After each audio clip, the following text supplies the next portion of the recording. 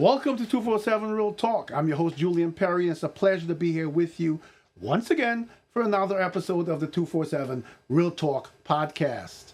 I hope you had a great week since we last spoke. It's still cold in New York. It's warming up. The ice is beginning to melt as I look at my cameras, but it's still ice everywhere. I still can't get to my garage and my backyard. The cold is easing, but my knees still hurt. I'm recovering from my surgery. But I'm thankful to be here. I'm thankful for all of you, all of my subscribers, all new, and even the ones who've left. This week I have a treat for you. A few years ago, on my audio-only podcast, I interviewed Alison Pena. She is also known as Bad Widow. She's a grief counselor. She's able to help you process the challenges of grief, but also to help you use those same tools in getting through difficult life circumstances as we're all living in today. So I hope you'll enjoy her presence on the show. Sit back, relax, and I'll be right back with Alison Pena.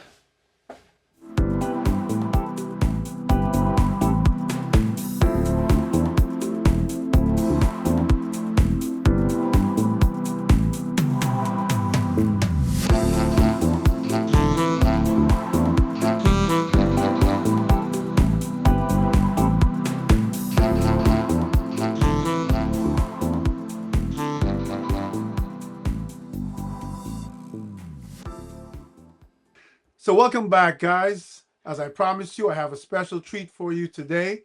I have none other than Alison Pena with me, aka Bad Widow. And if you recall, she was on the show several years ago, and I'm so glad to have her back. Alison, welcome to the show.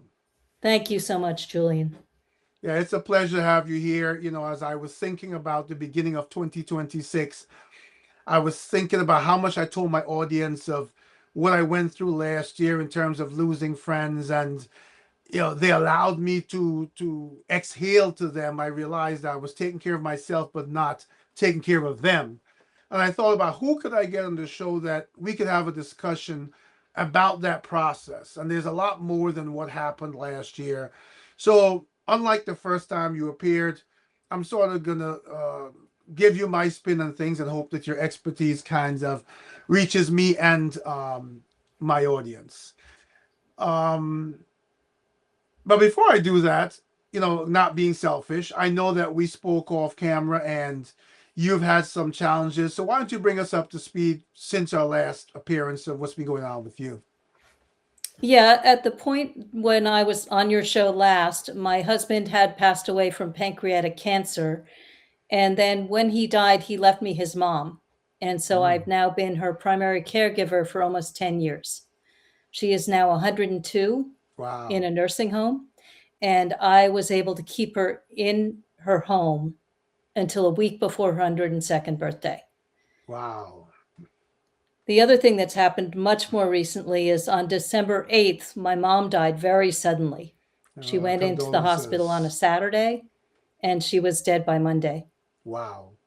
And it was a kidney stone, and then she went into septic shock. Oof. So I'm recovering from that myself.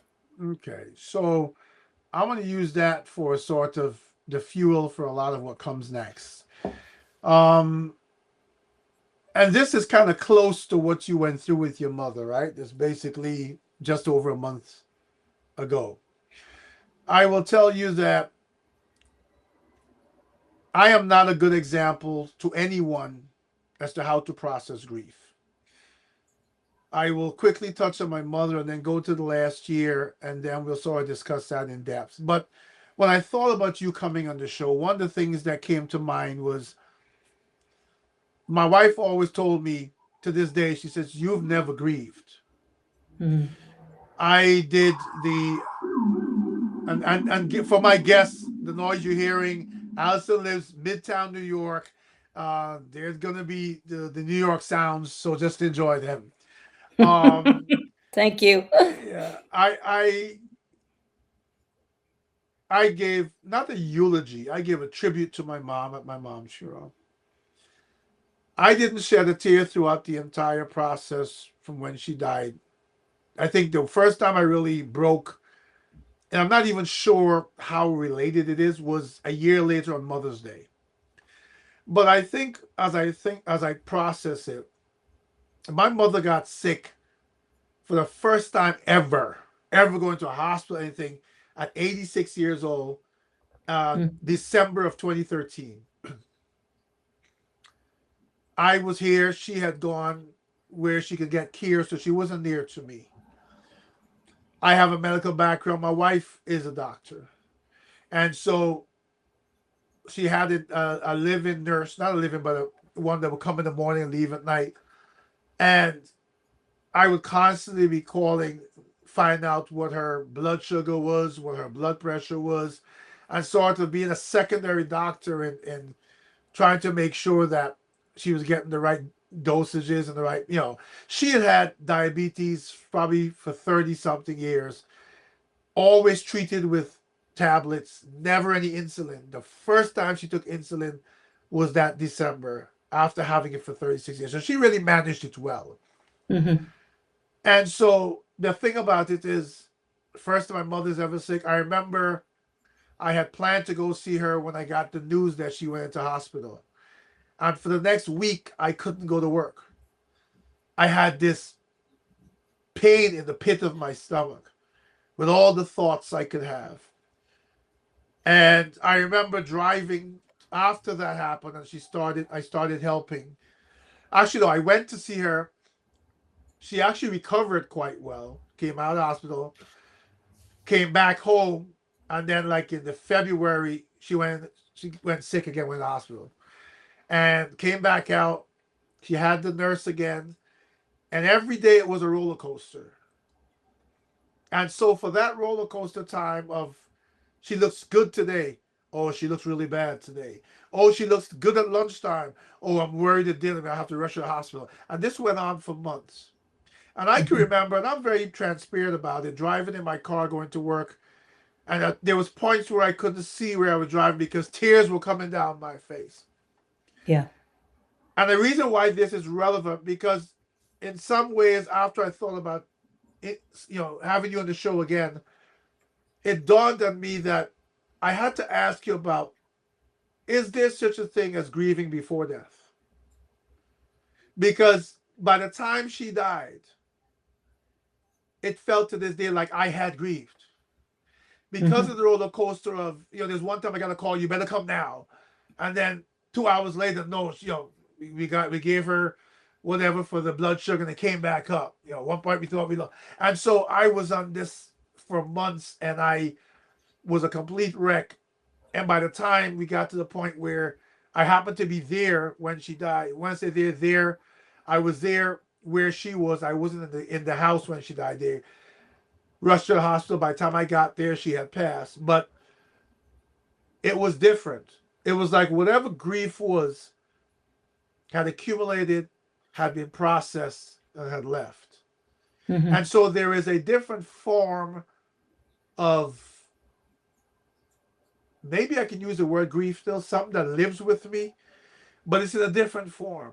Right? It is not something that keeps me sad. I have Yep. had moments where tears came for no reason, right? For the thing that, I'm sitting here one time, and next thing I just get this cloud, but then it goes away, right? Mm-hmm. And so I struggle with what that did to me. So let's fast forward to this now, and I'm almost done. Something happened there. We switched sides. I don't know if you noticed that, but I that's okay. did. Yeah, I'm almost done. But it got to the point where um,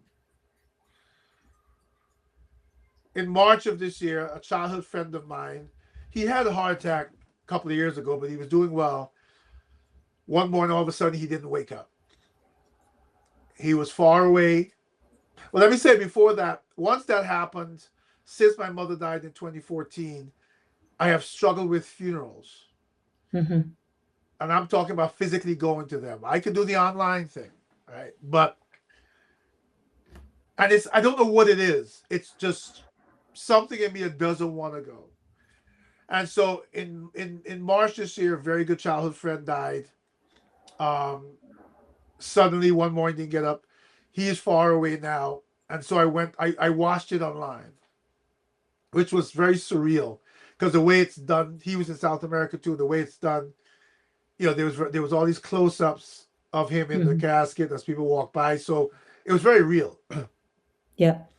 Um, and I won't recount all of them, but I'll go to three significant, maybe four significant. The second one, on August 30th, a friend of mine for 30 something years, she was fine a month earlier. Within a month, she had a little growth. They found out it was pancreatic cancer. It grew 10 times its size. She went for surgery. Next night, she was dead. That was Hmm. two. On the day she died, on that Saturday, I called a good friend of mine for 30 something years. And I said, her name was Pat. I said, can you believe Pat died last night? He was like, let me, tell me what happened. I'll call you back. I said, no, I can't, call someone else. They'll give you the details. Now, this friend I spoke to, he and I were like brothers. Yeah. The studio that I'm sitting in now, the first wall, when I built it, I had struggled because the house is older, the wall wasn't straight. He came and helped me. We've done a lot together. I've done a lot of my videography with him, my years of photography. He was a bass player in a band that I've been all over. I've been the videographer for his band. We really. So I told him that on Saturday. The next Saturday, I get a call. He dropped dead in his garage. And Wow. what's ironic was yesterday would have been his 60th birthday. And he had planned a cruise with his wife. And she actually went on the cruise and they left an empty plate with his birthday thing. They still Mm. celebrated it. So that's something else you could, touch on too. But that really took me down. That had me, I literally put in for retirement. And then my wife was like, you're doing this emotionally. You can't retire right now. I've been at my job for 34 years, but I don't have the age. Okay. And so I eventually withdrew it. Okay. We seem to have lost Allison. 1 second. So um, that one shook me. 5 years ago, 6 years ago, I bought this home. I have three neighbors I'm really close with. We immediately became close. One across the street was a gentleman, Jimmy, who lived by himself. He's into motorcycles. I'm into motorcycles. We became, he. The odd thing is I've had in my life, I make friends with people who don't make friends easily. And Oh, so he nice. was one who stayed to himself, but he became friends with me. And we talked whenever I drive off. I'd see him. I'd pull over. We'd chat. I'd say, "Oh, Jimmy, I'm running late. I gotta go." And I would see him on my cameras, and you can probably see the cameras behind me. So I would always see when he left. I saw him when he left his house one morning. I noticed this. He didn't come back at night. I noticed his truck reappeared 3 days later. Then his fiance came over. She was out of town because they just bought a house somewhere else. And she said, "Hey, Jimmy's in the hospital, not doing too well." This was now December 30th. Hmm. And I said, "Well, look, I've lost 5 people this year. I'm going to pray for Jimmy." And I got the message next morning, 11:44, Jimmy was dead. Yeah. And so I've talked a lot about it, but I wanted to give you those scenarios because no matter the relationship, there is some presence of grief, whatever. I would just use that term, right? Hmm. And the important thing is, I found out from my mother is you can't necessarily suppress it. You sort of have to deal with it, whatever the animal looks like. And so, knowing your expertise and now what you've recently been through, I've given you enough for. I'm gonna sit back right now. You tell me your impression of where I came from and what I experienced. So, what you describe about your mom is called anticipatory grief, going up and down and up and down and up and down. So you do some of the grieving because as human beings, we try to control this Right. experience of grief. We try to make it something that we can manage. And in fact, you can't manage grief. Right. It will take you and it will roll you like a wave on the beach. Right. And you don't have control over that. And so you can prepare to a degree. You can grieve a bit along the way. But when someone is no longer in the world, then that's different, Right. no matter how much preparation you've done. And that will hit you, maybe not immediately, but over time in certain moments. Right. Which I've experienced, yes. Yeah, yeah. I do open mics with my mom. I've been doing open mics with my mom for about 10 years every month. We Okay. write original poetry, and last month, and so they would go first Anne and then Allison. And last month, I did it without her. Right. 10 years. Right. And it hurt me. Right. So you can prepare. You can't avoid grief. You can't dodge it. And if you try to stuff the feelings down for too long, then they come out, they become like a mosquito in amber. So they'll freeze until you're willing to process the grief. And then it's Right. as raw as when you started. Okay. One of the things that gets in the way of people grieving is all the things everybody assumes about what grief is. I should cry. I should do this. I should be that way. And that's what we assume as people. People are very scared of grief. Mhm. They're very scared of the out of controlness of it. And after you lose someone, it's not controllable. It's not something that you can manage in the way that we like to manage our lives. There's no predictable future because you had a relationship and a life with that person, and that future is now cut off. Right. And there's something deeply disorienting about that. That person who you talked to about motorcycles, you'll never talk to them about motorcycles again. That 30-year friend who helped you with the wall. So they live in memory and they live in love, because I do believe that love is a bridge between anything. So my mother is very present with me sometimes, and sometimes not. But how do you deal with as I'm listening to you and recognizing a lot of what you're saying in my process? For instance, my friend who would have turned 60 yesterday, Yeah. and he and I did a lot of DIY too. He was also a motorcycle guy. We were born. I think there is another level. Me personally, and I always tell my listeners, each person chooses their own path. For my path, it is based in my spirituality, my relationship with my Creator, Yes. and because of that, I think, although I know I probably should not be asking that why, when I think with my mother, being my mother, there was, and maybe I'm abnormal, maybe I'm not, but there was a certain acceptance because she was 86. Yeah. Because I knew that no matter what pain came with it, there was a blessing of having her for that long, right?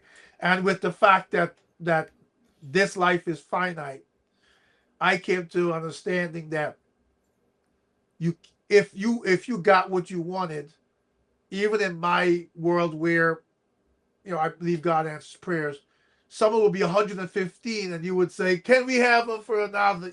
Right? So I think that was a different process than my friend who was 60, full of life, just built a brand new house, didn't get to spend I think he spent maybe 6, 7 months in it,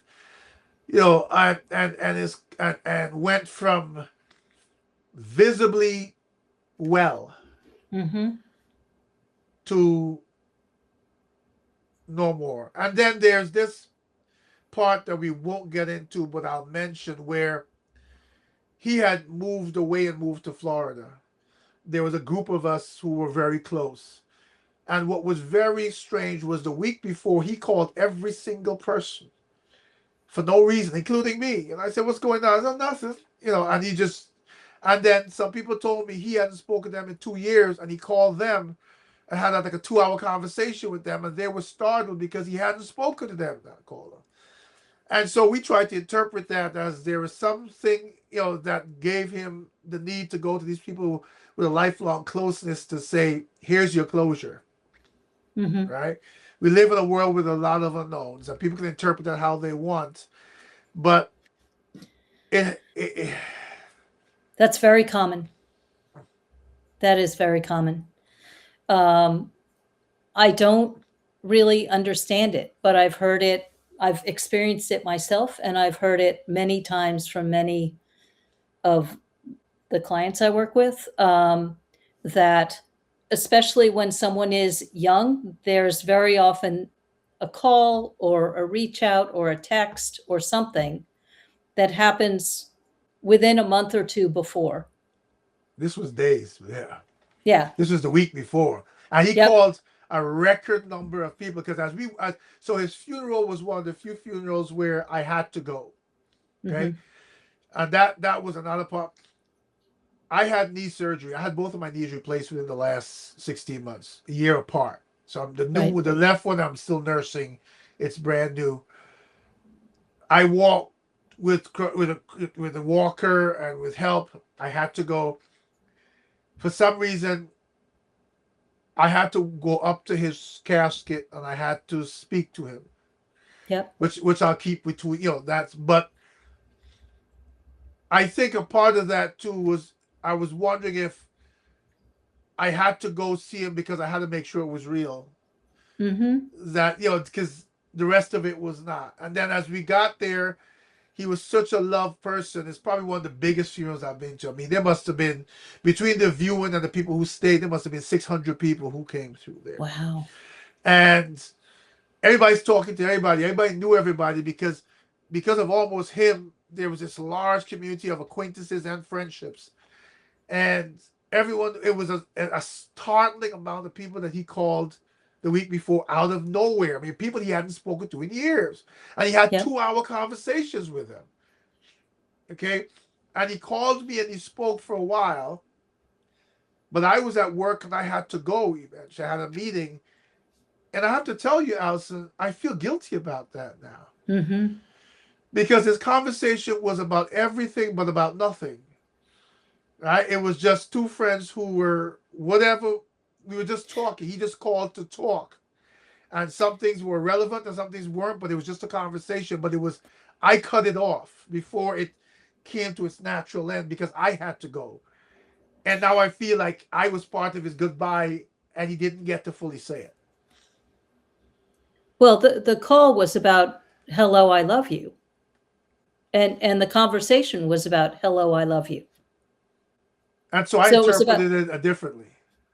yeah. So it was all of it was "Hello, I love you." And when we sat there at the funeral comparing notes, Hmm. everybody's general consensus was the call was, "I love you, see you later." Yep.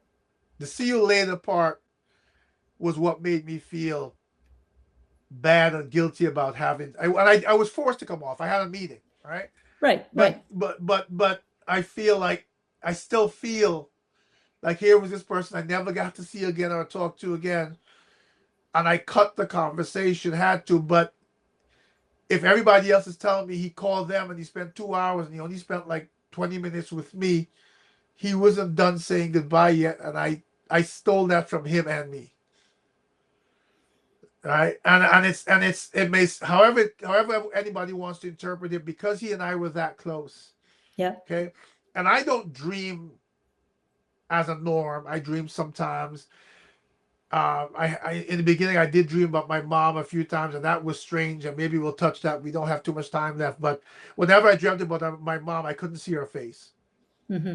And with him, I had one dream where it was the realest thing. It was so real the surroundings and who else was there didn't really make sense in his world and my world. But he was present there along with other people who were also close, but who were still here, Yeah. right? And I remember waking up next day and saying, "Wow," right? That I could never explain that. Whereas with my mom, like I said, there was a reoccurring dream. But whenever I got to see her sitting in a sofa in the house, I looked up, but I couldn't see her face. It was Mhm. almost like she was saying, "You're going through this process because even though you're not sharing it, you're hurting, and I'm going to remove this pain. You're not going to see my." I mean, interpretations, right? But that's how it felt. Yeah, I had um, the conversation gets finished. I mean, the Okay. conversation is finished in some way, and it shows up in conversations like you're describing, very often between waking and sleeping, when you're just waking up and your mind or spirit or heart or whatever is open enough to push away disbelief. Very often these experiences happen, and it's a comforting. My I felt my husband around me very often right after he died, Right. very often. And then as the years have gone on, he shows up sometimes, Okay. but not as often. So my brother died. I was 25 and I'm 65. So a long, long time ago. But when I am really in need and I call for him, I feel a rope of love Okay. come to me. And that is, I feel, my sign that he is through love connected, because I believe in God, I believe in spirit, and I believe that love transcends everything. Okay. Um, and that those are not contradictory. Okay. Those things So are not contradictory. So um, I wanted to say just quickly something about all the different griefs, and okay. also when someone dies young, because you were talking about that. When someone dies young, there's an expectation that you'll have them with you longer. Right. And so it feels harder. It really feels like you're robbed of time with them. And so it tends to hit very hard.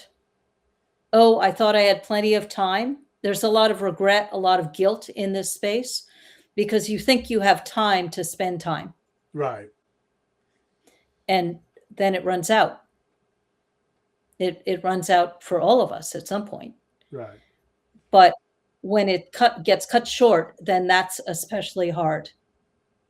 But the other thing that you're describing is what's called cumulative grief. So when you lose 6 people in a year and you're not able to fully process each loss as it happens and to get through the whole thing, then the next one just gets piled on. Right. And so it deepens all of it, and what you wind up having is kind of a snowball that's layers and layers to go through. Everybody grieves differently. There's no right way. And so as a grief coach, what I would say is, however you're grieving, you're doing it perfectly, as long as you're not stuffing it down, Okay. as I long think as you're making time to grieve. I Now, think obviously, that's you're not going to burst into tears at work, right. but But that can happen. it Yeah. could. Yeah. It could. But if that's going to be a problem, then what you need to do as a person who's grieving is make an appointment with yourself to grieve what's there Right. in a better But moment. I will tell you that a couple of things I'm going to say, and then we're going to wrap this for this session. But I will tell you that there's more. There's that ability to control those moments, and then there's those moments that are uncontrollable. Right. I've had moments where I remember sitting in church listening to a sermon, and Mhm. as I was looking directly at the pastor's preaching, tears came down my eyes, people around me, and the only thing I could do was, as we do sometimes, as I closed my eyes, I put my head back and allowed that focus to stop the tear, right? So Mm-hmm. sometimes, we don't pick the moments. But one of the things I do want to get from you before we wrap this up is we're living in tough times. Yes. People are living in struggles outside of grieving, monetary, their jobs, this whole environment, the world environment, everything is a lot harder than when we were kids. And then at the most, what we always see, because there's never a perfect moment, right? So there comes something to grieve. Mm-hmm. And what I want to do as a sort of wrap up from you is to speak to the audience and tell them, with this world environment we're living in, when grief comes, right? Mm-hmm. And even if you see someone declining, for some odd reason, it's still a shock when you hear, even though, it's like you can see a person closing their eyes for the last time, yet it's a shock. A little different, but not the person you get a call, but they're kind of close because of how we perceive death, right? Yes. And so I've told my audience so many things, and I give them encouragement about how to move on, and how to have a positive outlook and all these things. And we know there's a lot of things we can change attitudes about, but this dynamic of grief is universal in a way. Mm-hmm. And so for all of them, if you would help me close out by leaving a message to all of them in these times when grief hits them, what's the Yep. best, you know, paragraph of advice you could give them? I would say that grief is heartbreaking, but it is also transformational because it raises to the surface what truly matters to each person. And so grief can be a way to see what matters and start living more fully into that. So what I find is I love more fully the people I love in my life. I take the time to spend the time. And so grief is heartbreaking, but it also brings us wholly to ourselves and to what we care about.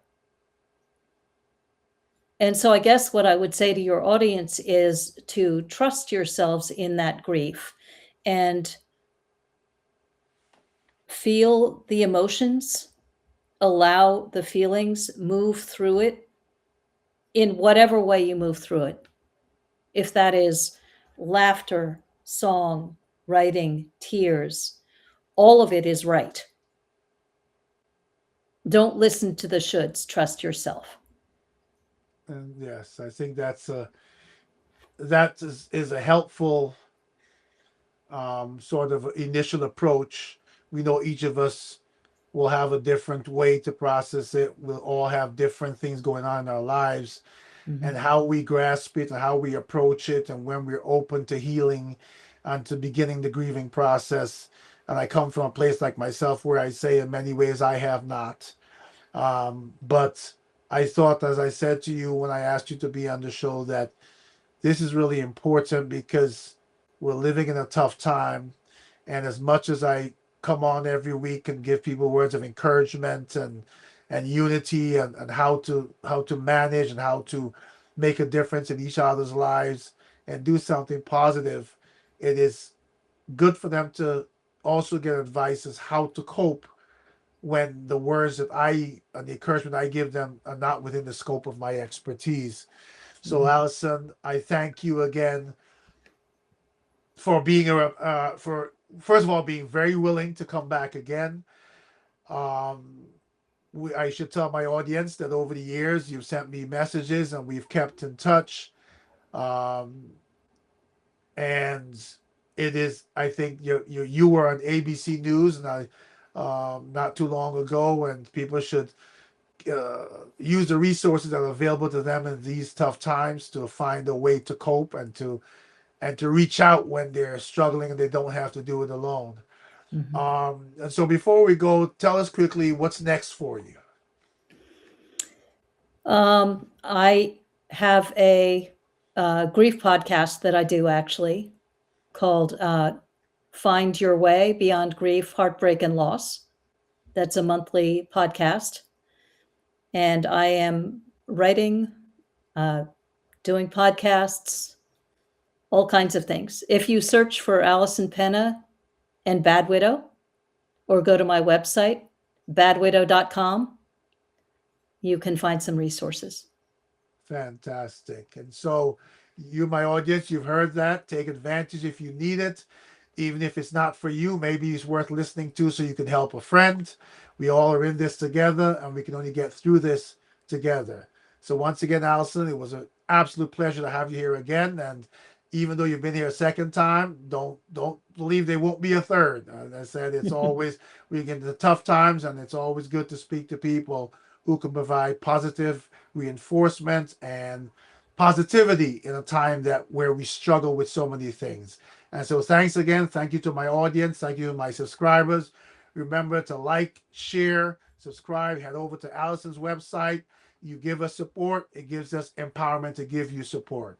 It's always my honor to be here with you, my audience, and my guests. And so until the next time, please remember, take care of yourselves and each other.